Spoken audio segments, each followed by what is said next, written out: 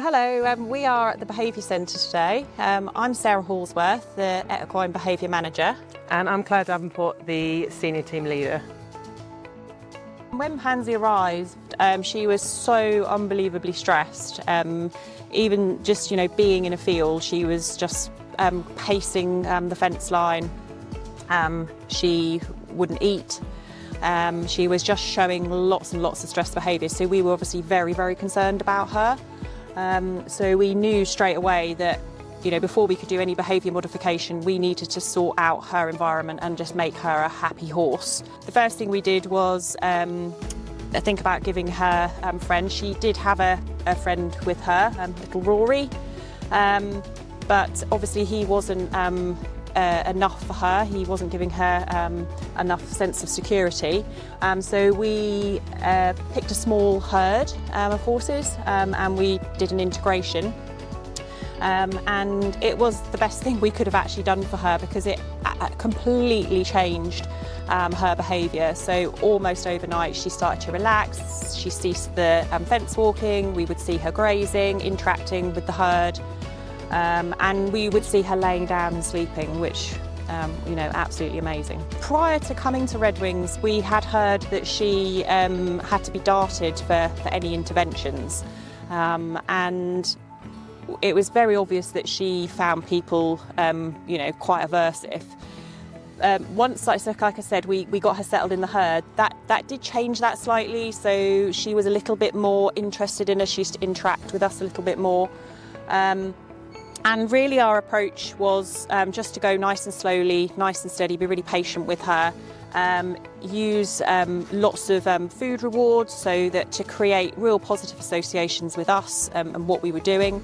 So we use a lot of counter conditioning. So counter conditioning is about where you deliver something that the food really, really likes, so nice tasty food when you're about to do something they find aversive, and you pair the two together, and over lots and lots of repetitions, the thing that they did find scary becomes the predictor that something nice is going to happen, so it kind of changes the perspective of what they found scary in the first place.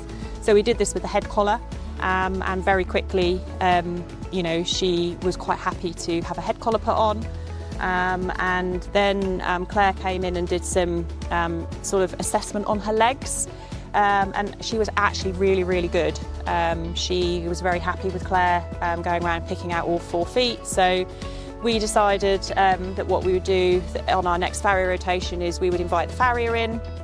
And again, we took it nice and slowly. We didn't, we thought we're not going to go in and get a trim. We're just going to introduce the farrier, just see how she feels about him. And again, using the counter conditioning, so using the food reward. Again, she was super relaxed. So on that first occasion, we managed to get her front feet trimmed. And then on our next rotation, so 8 weeks later, we went in and we did all 4 feet.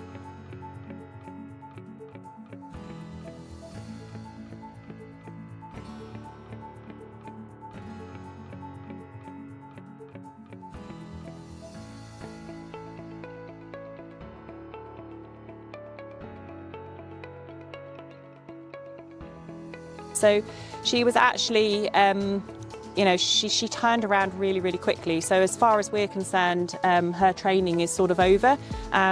We are able to deliver the routine care that she needs now. She's nice and calm, she's nice and relaxed. Yeah, we're very happy with Pansie. She is a success story.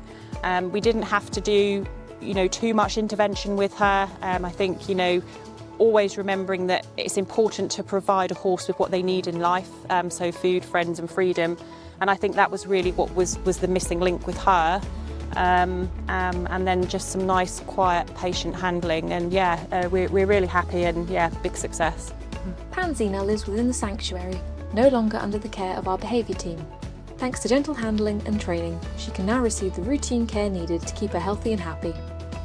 For ponies like Pansie, the Behaviour Centre is a vital step in their journey towards building trusting relationships with humans. Help us provide the care needed for ponies like Pansie by donating on our website. Thank you.